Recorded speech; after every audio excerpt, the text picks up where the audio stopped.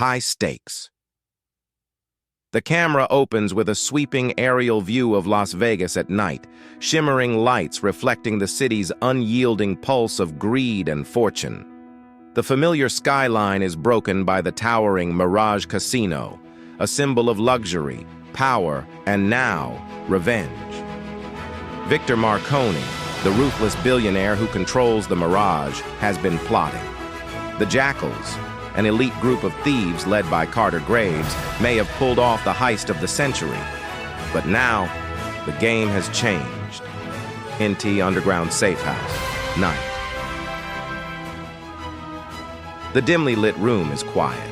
Carter leans over a table littered with blueprints and surveillance photos, studying each one carefully. Izzy sits nearby, her fingers moving quickly across the keyboard, the glow of her laptop illuminating her face.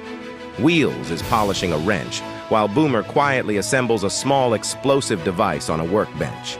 Ghost is nowhere to be seen, as usual, blending into the shadows. Carter's phone buzzes again, showing the same anonymous number that sent the message at the end of the last season. He hesitates for a moment before picking up. Carter. Grimly. Who is this? Voice. Over the phone. Victor Marconi isn't done with you, Graves. You made one mistake. You didn't kill him when you had the chance. Now, he's coming for all of you. Carter ends the call, his face hardening. The rest of the crew exchange uneasy glances. Carter, quietly but with authority. Marconi's coming for us. But this time, we hit back first. Opening title sequence. The screen fills with fast-paced clips of the crew in action, hacking, driving, fighting, and planning. The title, The Mirage Gambit, appears as poker chips and cards spin across the screen, ending with an ominous shot of Victor Marcone's cold eyes staring out from a surveillance feed. In Victor Marcone's office, The Mirage, night. Victor stands by the window, his face half illuminated by the neon lights of the city below. Behind him, several men in tailored suits sit around a table. These are members of the Syndicate, a shadowy organization Victor has called upon to hunt the Jackals. Victor, turning to face them. They think they've won, but they've only dealt themselves into the real game. I want them alive, except Carter. Him, I want dead. A cold silence fills the room. One of the men nods and opens a briefcase, revealing advanced surveillance equipment and dossiers on each of the Jackals. Victor. Let's see how far they get without their precious anonymity. NT Safe House, day. Carter gathers the team around the table, laying out the plan. A new heist is on the horizon, but this time it's personal. Their target, Victor Marconi's offshore accounts. They're planning to drain his entire fortune, and with it, take down his criminal empire. But first, they need to gain access to Victor's private casino vault. Izzy, typing rapidly. The security's been upgraded since our last run. It's now linked to a biometric system and a direct feed to Marconi's personal network. We can't hack this remotely. It has to be done on site. Boomer, grinning. So we're blowing it up, right? Carter. Number, this isn't just about the money anymore. We're hitting Marconi where it hurts. But we need to be smart about it. Wheels. Leaning back. So what's the play? Carter. We infiltrate from the inside. Sam, you're going back in as our point of entry. But this time, you're not going in as a high roller. You're going in as one of Victor's employees. Sam leans forward, intrigued. Sam. What's the cover? Carter. You'll pose as a casino manager working in the background with access to Victor's personal office. That's where we'll plant the bug. Ghost, appearing from the shadows. And when Marconi gets suspicious, he's not going to fall for the same tricks twice. Carter. That's where you come in. We'll create a distraction big enough to keep him busy. Ghost, Boomer, you'll stage a fake robbery on the casino floor. Make it look real, but don't touch the vault. Victor needs to believe that's what we're after. Boomer's grin widens at the mention of explosives. Boomer. Now you're speaking my language. EXT the Mirage, night. The team splits up, each moving into position. Sam, now dressed in a sleek black business suit, enters through the employee entrance. Ghost and Boomer prepare their disguises in a van parked in an alleyway nearby. Inside the casino, the atmosphere is electric. High-stakes games are underway, and Victor Marconi moves through the crowd, unaware of what's coming. In T, casino floor, night. Boomer and Ghost, dressed as masked gunmen, burst onto the casino floor, firing blanks into the air. Chaos erupts as patrons scream and dive for cover. Security scrambles to contain the situation. Boomer, shouting, "Nobody move! This is a robbery!" Ghost moves swiftly through the crowd, setting up decoys to confuse the guards. Meanwhile, Sam uses the commotion to slip into Victor's office. She pulls out a small device and begins planting the bug into his computer. In T, Victor's office, night. Sam taps into the system, downloading files and setting the bug to transmit back to Izzy.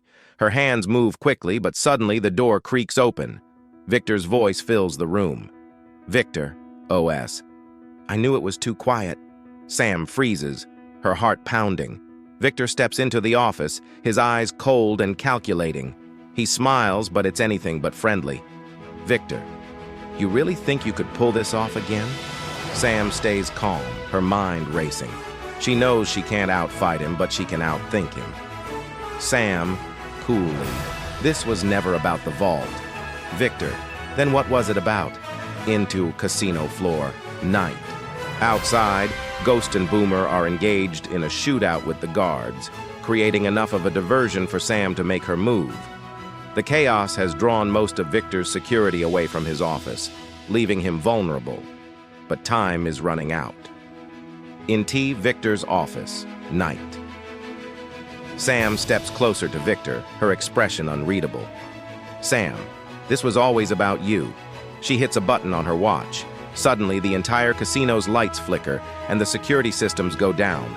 Izzy's virus has taken effect. EXT, the Mirage, night.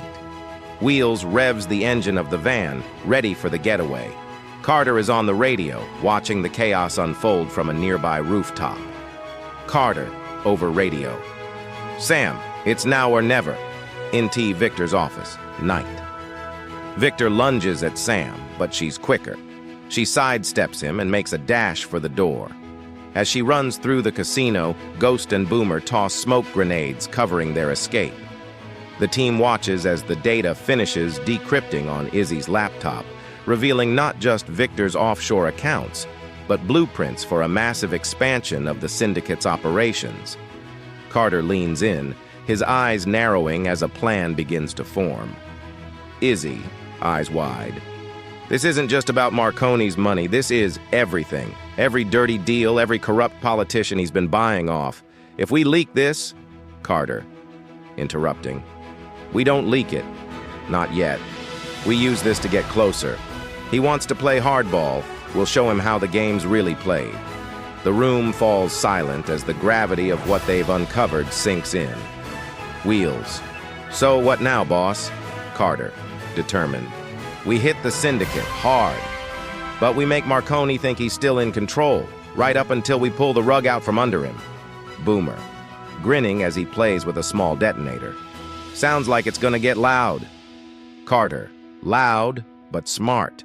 "This time, we make sure there's no escape for Marconi." In T, Victor Marconi's office, night. Victor Marconi stands by the window again, staring out at the bright Las Vegas skyline.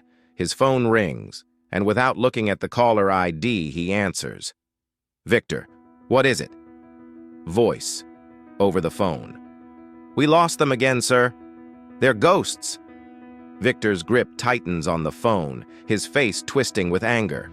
He turns to the table where dossiers of the jackals lie open. Victor, "I don't care how many resources it takes. Find them. If you can't kill them, I'll make sure you end up worse off than they do." He slams the phone down. As he does, a flicker of doubt crosses his face. He walks over to his desk, opening a hidden drawer and pulling out a USB drive marked with a single word, Endgame. He holds it for a moment before slipping it into his jacket pocket. Victor, to himself, if they want war, I'll burn this whole city down. EXT Las Vegas, night. The camera cuts to a sweeping shot of the Las Vegas Strip, lights shimmering in the night. The Mirage Casino looms in the distance, casting a long shadow over the city. In T Underground Safe House, night. Back at the safe house, Carter gathers the team around the table again. The tension is palpable, but there's also a sense of purpose. Each member of the crew knows what's at stake now. Not just money, but survival. Carter, we hit Marconi, but we also dismantle the syndicate. We take it all. Every dime, every operation, every connection he has. He glances at each member of the crew, locking eyes with them. Carter, conted, this is it. No second chances after this. We're going to war. The team nods, unified in their mission. The camera lingers on Carter's determined face, the weight of what's to come etched into his expression.